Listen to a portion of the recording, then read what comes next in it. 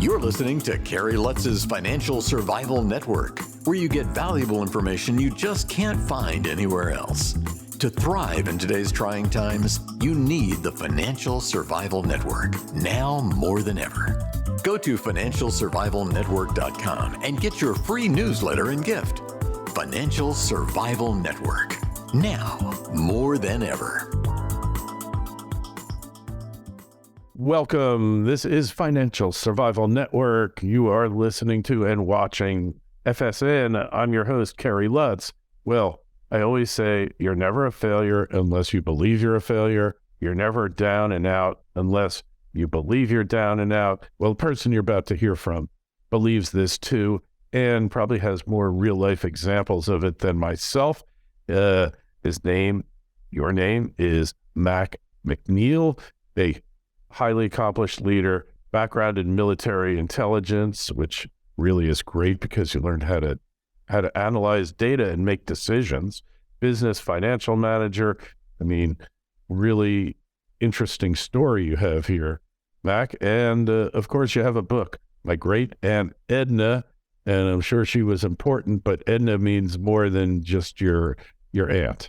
That is absolutely true. Yeah, it's more than my aunt, but she was definitely the foundation of, what has become a leadership platform. And when you say leadership platform, can you define that? Yeah. So, let me tell the backstory first. So my great aunt Edna actually started when I was an executive with Bank of America out in Southern California. And someone asked me, how have you been successful in the financial industry? And I hadn't really thought about it. And, what just came out, I said, excellence, doing things the right way, no shortcuts and accountability. And someone said, hey, that spells Edna. And I was like, I really do have a great aunt Edna. It became this thing where my team personified it, and it became, they put it up in the break rooms, there are pictures of my great aunt Edna everywhere in Southern California. I had 60 financial centers under me at the time. And it became a thing, it became a culture of how we led, and it's followed me to other institutions. And, now, I have a newsletter with thousands of followers on it, and, the book that's coming out, and it's really become, a leadership platform in the way to think about, the culture that you're creating for your team to follow. Yeah.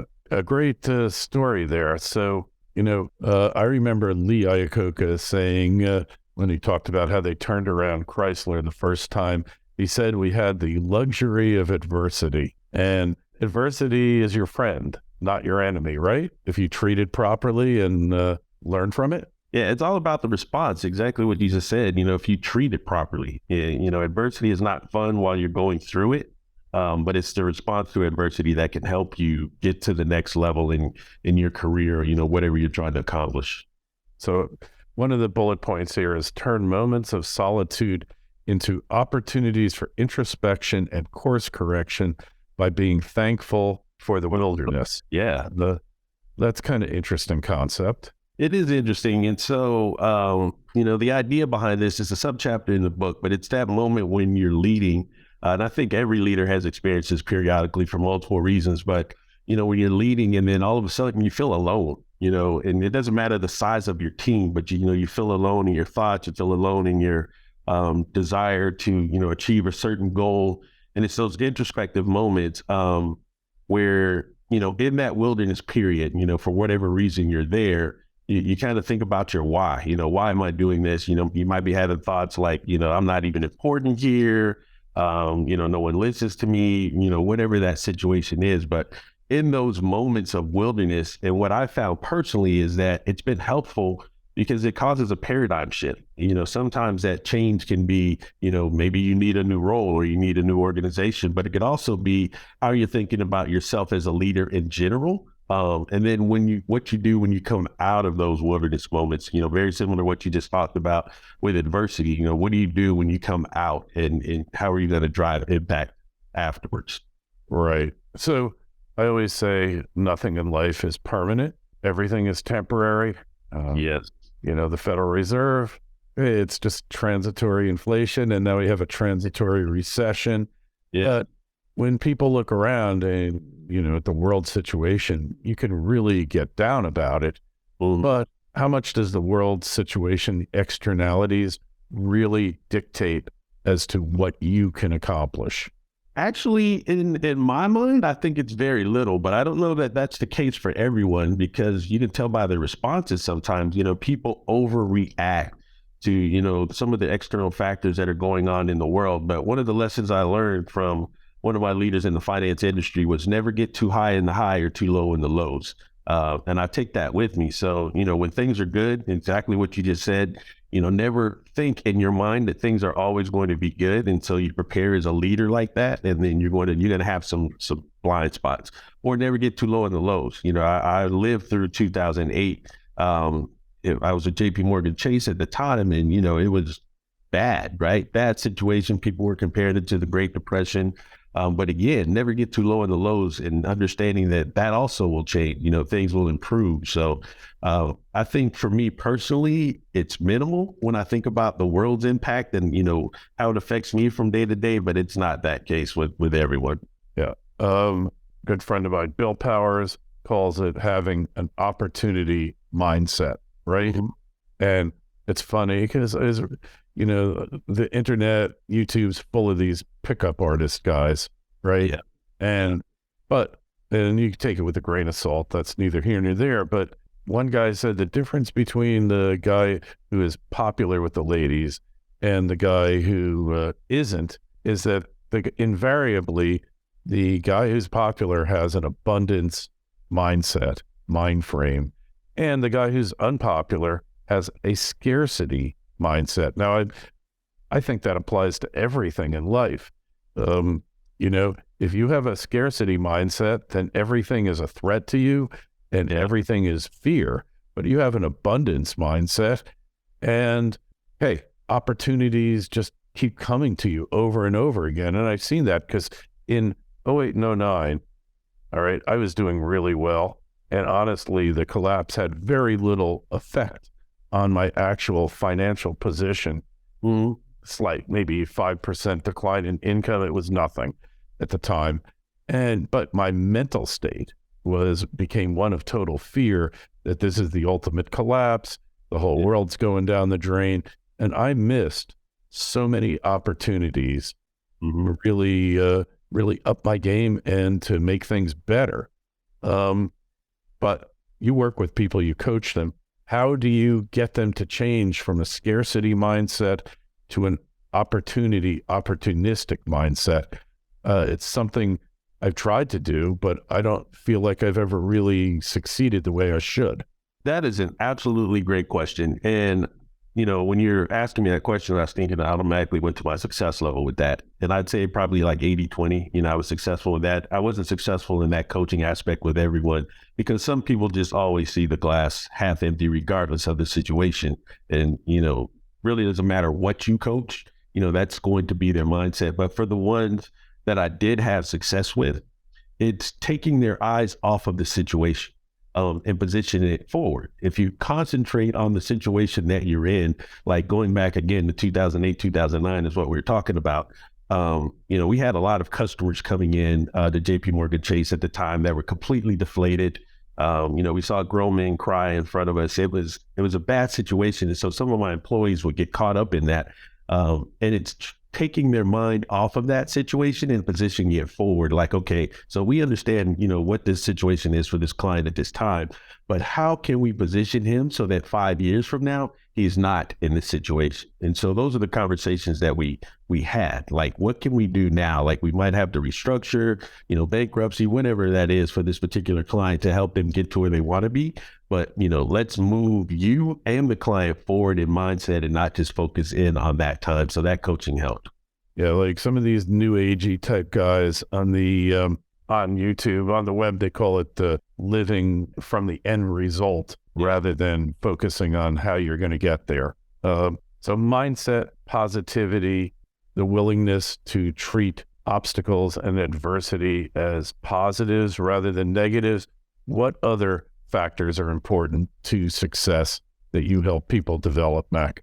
Don't just survive, thrive. The Financial Survival Network, Goldterra Resource Corp is a gold exploration company that has assembled a highly prospective district-scale land position on the doorstep of the city of Yellowknife in Canada's Northwest Territories. Goldterra is currently focused on expanding and delineating gold resources at the company's Yellowknife City Gold Project, with a goal of discovering over 5 million ounces. With ready access to infrastructure and multiple high-grade gold discoveries, Goldterra is on track to re-establishing Yellowknife as one of the premier gold mining districts in Canada. Goldterra trades as YGT in Toronto and YGTFF on the OTC. For more information, go to goldterracorp.com. That's goldterracorp.com. This is the Financial Survival Network, the information you need to thrive now more than ever. Well, and I talk about this in my book, but it's called The Spirit of Excellence. And we think about excellence within the culture of my great aunt Edna as a spirit, meaning that it's in the how. It lives in the how, how you're doing something, and not necessarily the what or the result or the outcome. And some people get it confused with perfection, right? And they think that they have to be perfect to, feel good about themselves, or that, they've accomplished something. And I help them understand that excellence is not perfection. Sometimes you can reach a result and it's not actually the goal that you wanted to obtain, but if you approached it from a spirit of excellence, those disciplines and the mindset that you created will absolutely help you down the road. So that spirit of excellence is something that we talk about quite a bit, but also that excellence expects opposition.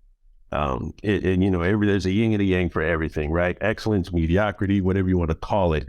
But in operating within that spirit of excellence, you also operate in understanding that opposition is about to come. If it's not right there in front of me right now, it is going to show up. So you always have that mindset and preparedness of what I am going to do and how I approach my work, and understanding that this opposition will come.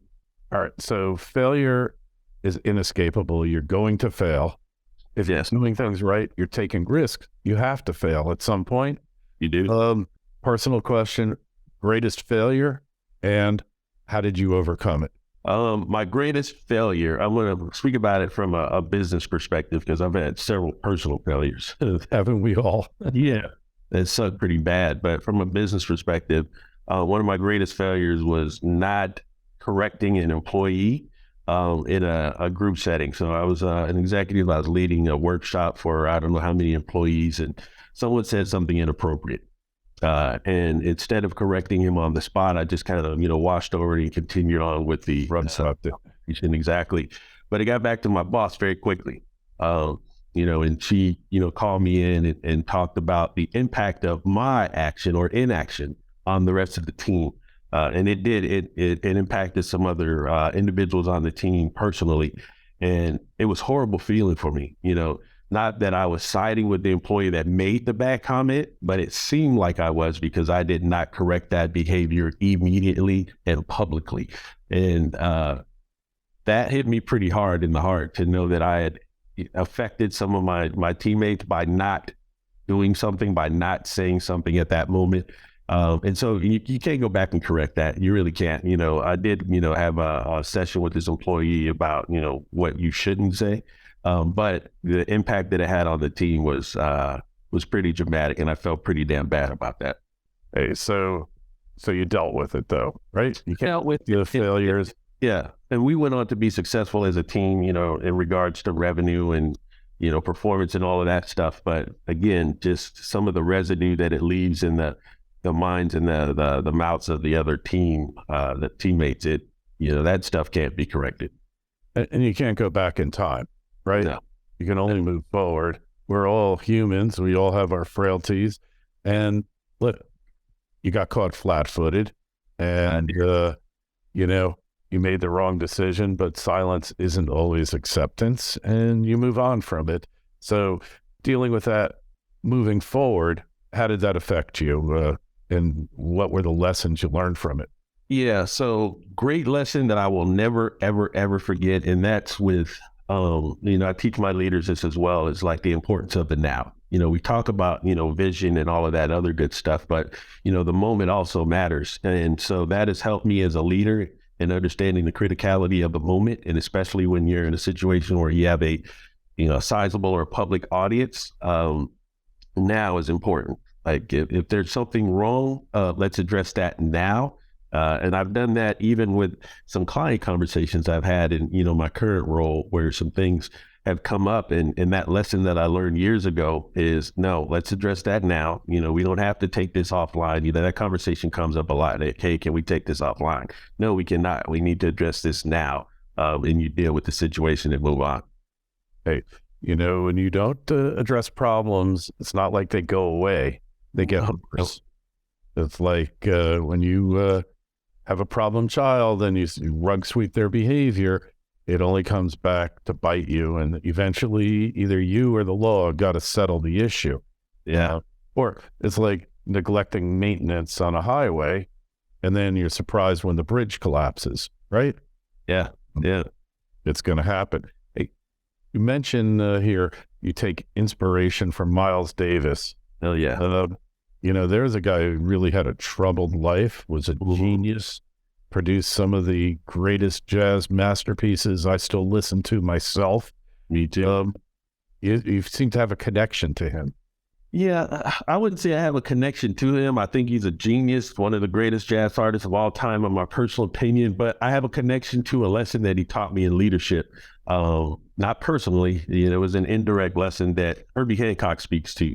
So if you don't know who he is, Herbie Hancock is also a jazz master for those listeners out there. But he speaks about a time when he is invited to play with the quintet for Miles for the first time. And he was super excited. He was a young man. He finally got his chance to play with the master.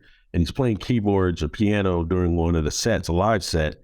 And he hits the wrong chord. And it was very, very bad chord, to the point that Miles Davis stopped playing in the middle of the song and looked over at him for about 2 or 3 seconds. He turned his head. He dropped the trumpet and he turned his head and he looked at him. And then Miles looks back down at the ground for 7 seconds. And while he's looking at the ground, he's still holding his trumpet. And then he picks up his trumpet and he starts to play the song with the wrong chords that Herbie just played to make it right. And the band just joined in and it became a great thing.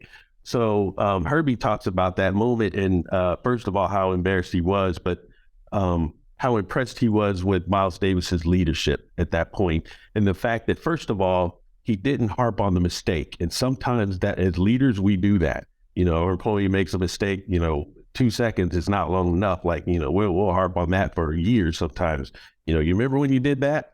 But, it was a 2-second thing. And then the rest of his time was trying to cover up the mistake for his teammate to make it right, so that the crowd can continue to enjoy it, the band could join in. And it's a huge leadership lesson. And one, he had to be prepared to do that, within 7 seconds, mentally. And, he had to be a genius at his craft to recreate his song that fast with wrong notes.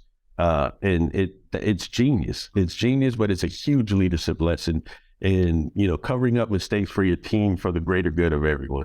That's a great story. And I'm going to remember that one. And so the book, how do we find the book? Where do we get it? Yeah, so thanks for asking, Carrie. And the book, again, is called My Great Aunt Edna, the Golden Girl of Leadership. It's released March 27th. It'll be available hardcover, paperback, ebook, and audiobook. And you can find it pretty much anywhere books are sold. So Barnes & Nobles, Amazon, Walmart, Apple Books, Goodreads, so on and so forth. So it's available out there. We appreciate it if everyone pick up a copy. And, the point, again, is about I want leaders to think, to stop and think. And, that's the point of the book. It's to think about, how you do things and, why you do things and ask questions, of yourself. Well, we appreciate your coming on. Thank you again for your service to the country. Thank you. That's always appreciated. Thank you for the book. We're definitely going to obtain a copy when it comes out, and you should too. And we'll have you on again after we read the book and get down into the weeds with you. And hey, keep up the great work. Hey, if you've got a question for Mac, shoot us an email, kl@kerrylutz.com, and make sure you go to the site.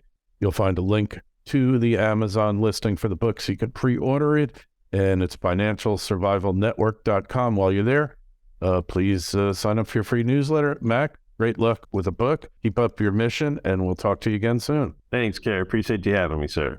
Thanks for listening to Kerry Lutz's Financial Survival Network, your solution to today's trying times. For the latest, go to financialsurvivalnetwork.com. Financial Survival Network, now more than ever.